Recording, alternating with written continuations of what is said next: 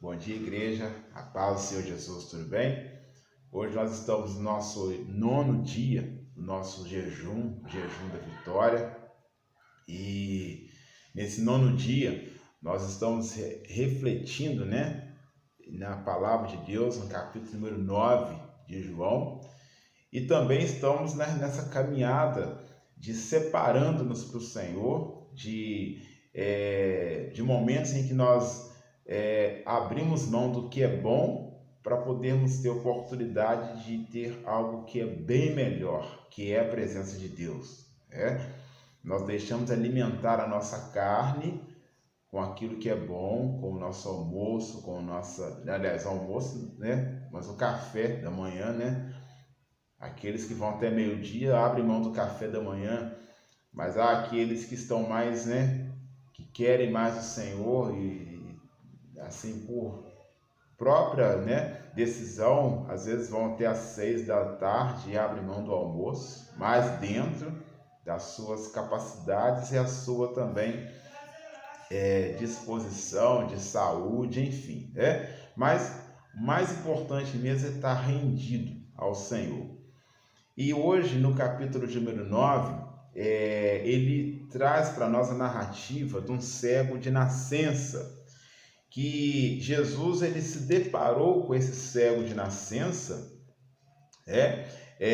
lá no versículo 59 de capítulo 8, nós vemos que os fariseus eles pegaram pedras para tirarem Jesus, e Jesus ele foi expulso ali daquele local.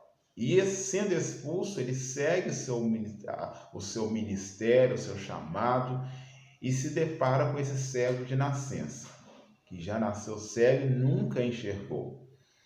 E quando os discípulos veem aquele homem cego, pergunta para Jesus quem que pecou, ele ou os pais dele? Porque os judeus eles tinham aquele pensamento, que o fato de ser cego, ou o fato de carregar alguma enfermidade, era devido a algum pecado, E Jesus fala, olha, não é nem ele e nem os pais dele, mas, é necessário que se manifestar as obras de Deus na vida dele. E sendo assim, Jesus, ele tendo dito isso, ele fala que ele estava ali para trabalhar, e aquele dia era um dia de sábado também. E indo até aquele homem, versículo 6 fala, olha, cuspiu no chão com a saliva, fez lodo, untou com lodo os olhos do cego. E ele falou para o cego, agora vai ao tanque, lava, o tanque de Siloé, quer dizer, enviado, e ele foi e se lavou lá naquele tanque. E ele voltou a ver, milagrosamente ele voltou a ver. Ele foi curado, ele foi ministrado por Jesus e foi curado, com aquela obra ali poderosa de Jesus. Mas a Bíblia fala que os vizinhos viram aquele homem curado, transformado, e se questionaram, olha, não é aquele que a gente via mendigando, e como que agora ele está vendo? Como que agora ele está curado? E aí traz para nós aquele entendimento, os nossos vizinhos, os nossos próximos, eles nos veem nos tempos de dificuldade, e quando o Senhor faz uma obra na nossa vida, como Ele fez na minha, Ele fez na sua, eles questionam, olha, como que mudou de vida? Como foi transformado? Como que pode ter isso acontecido? Como que isso pode acontecer? Ele estava tão mal e agora está tão bem?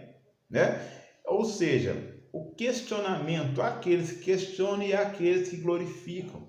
Na nossa caminhada, nós vamos encontrar aqueles que vão agradecer a Deus por aquilo que Ele faz na nossa vida, e vai até aqueles que vão questionar por que aquilo aconteceu na nossa vida.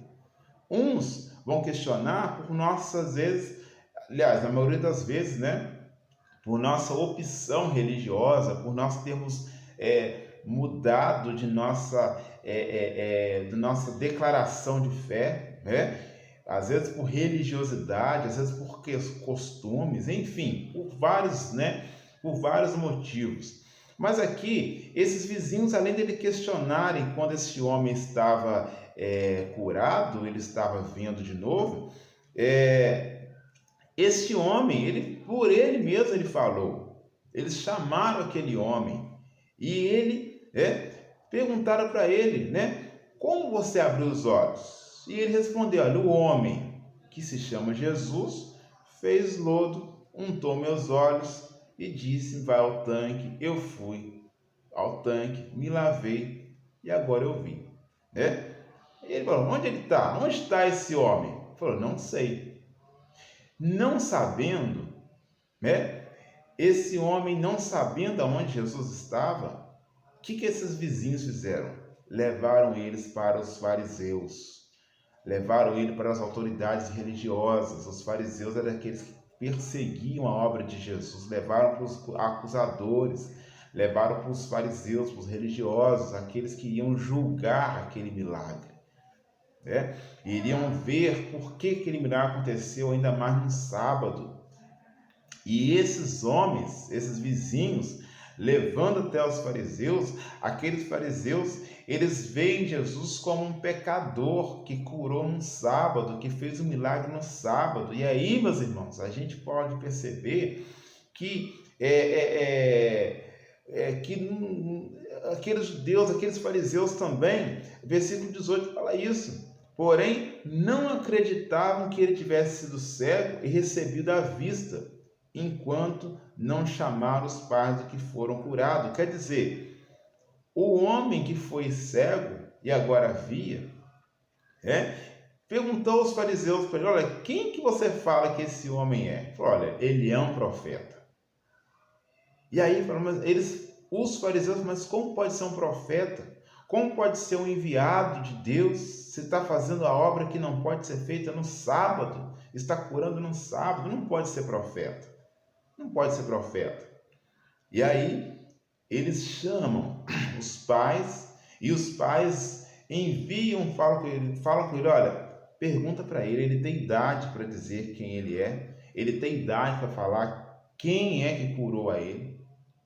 Pergunta para ele vai falar quem é o homem que curou ele, quem é o profeta que ele diz que é profeta. Ele tinha idade. Meus irmãos, eu quero te falar uma coisa, nós, seres humanos, nós temos que ter esse pensamento.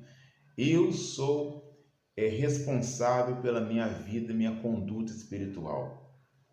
Não espere de outras pessoas, né? Não espere por outras pessoas você ir ou receber algo de Jesus. Entregar a vida para Jesus, não espere de outros. Responda pela sua fé, responda pela sua declaração de quem é Jesus. Você tem idade, eu tenho idade. Nós temos, vamos dizer assim, nós temos decisão própria. Somos individuais, nós temos que responder com os nossos atos.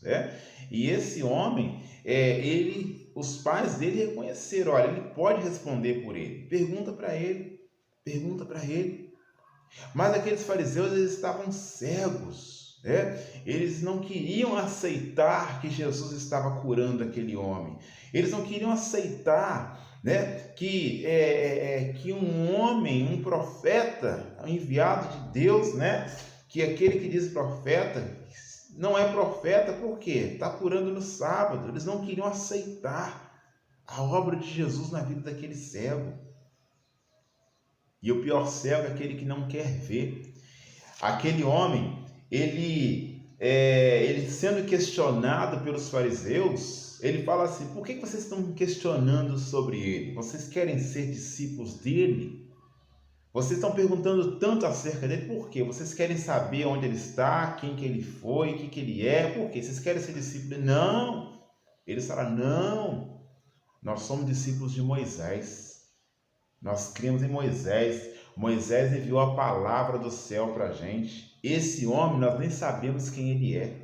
Nós nem sabemos por que ele está fazendo essas coisas. E aí, aquele homem, ele dá um sermão para aqueles fariseus. Olha só o que ele fala no versículo de número 30. O estranho que vocês não sabem de onde ele é, mas ele me abriu os olhos. Sabemos que Deus não atende a pecadores, pelo contrário, se alguém teme a Deus e pratica a sua vontade, a esse atende.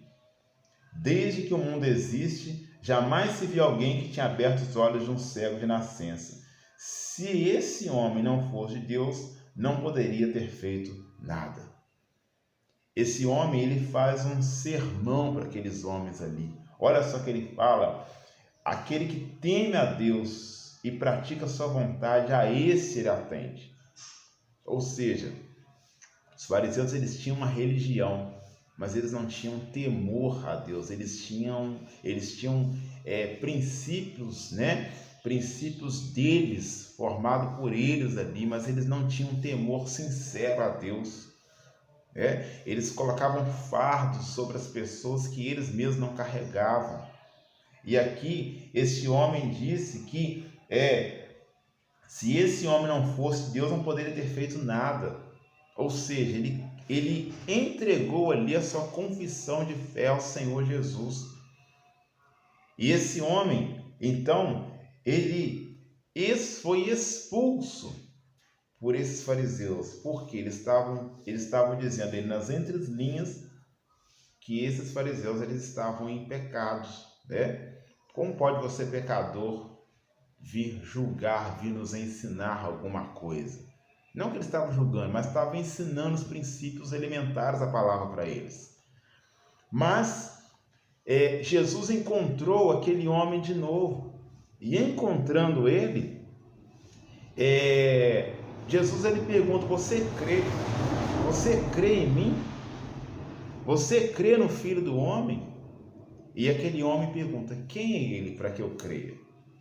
Quem é ele para que eu possa crer com ele? Para que eu possa crer nele? E Jesus fala: você tem o visto e é aquele que está falando com você. Então ele afirmou: eu creio, Senhor, e o adorou. Eu creio, e ele o adorou, né? Ou seja, aquele homem creu em Jesus depois que esteve diante dele e adorou ao Senhor Jesus. E Jesus, ele continua dizendo: eu vim a este mundo para juízo, a fim de que os que não veem vejam e os que veem se tornem cegos. Resumindo, para nós encerrarmos, Jesus, ele veio a este mundo para que aqueles que não veem, para que possam ver, para que os nossos olhos possam se abrir. Abra os seus olhos para quem é Jesus, para a pessoa de Jesus. Não se deixe levar por cegueiras por cegueira religiosa, de dogmas religiosos, de costumes antigos, né? Entregue a sua vida para Jesus de verdade. Abra os seus olhos para a palavra dele. Permita que os seus olhos espirituais se abram para aquilo que ele quer falar e fazer na sua vida. Porque quando nossos olhos se abrem para quem é Jesus, nós começamos a conhecer ele de verdade, nós podemos crer nele com mais intensidade, como esse homem creu e pôde adorar a ele. Amém? No nome de Jesus, que você possa ter os seus olhos abertos para quem é Jesus, aquele que veio abrir os olhos dos cegos de nascença, ou aqueles cegos que ficaram cegos por algum momento, né? Nós, de repente, nascemos num ambiente de cegueira espiritual, mas um dia Jesus abriu os meus olhos e Jesus abriu os olhos de tantas pessoas.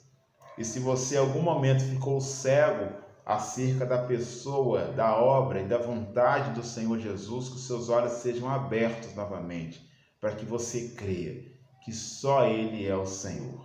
Amém? Deus abençoe sua vida, Deus abençoe sua casa. Tenha um ótimo dia em nome de Jesus. E hoje que você possa orar. Nós vamos orar ao Senhor por aqueles que estão enfermos, aqueles que estão no leito de enfermidade, para que o Senhor venha trazer cura sobre a vida dele. Hoje pela manhã eu já orei por uma pessoa que está enferma, lá de Ubá, que eu conheço ela. Eu orei ao Senhor por ela, para que o Senhor possa curar a vida dela. O marido dela está ali com ela, está lutando, né, contra um câncer, e o Senhor tem ali dado graça, porque, meus irmãos, é tudo pela graça, né? É uma batalha que a gente não faz ideia como que é. Você está diante de um ente querido que precisa ali de um milagre da parte do Senhor. Amém? O Senhor, ele faz milagre. E orar ao Senhor por todos os enfermos, né, dessa pandemia que está aí diante de nossos olhos, para que nenhuma vida se perca e que os enfermos sejam curados e a cura venha a ser estabelecida sobre todo o globo terrestre em nome de Jesus. Amém? Deus abençoe sua vida em nome do Senhor Jesus. Fique na paz do Senhor Jesus.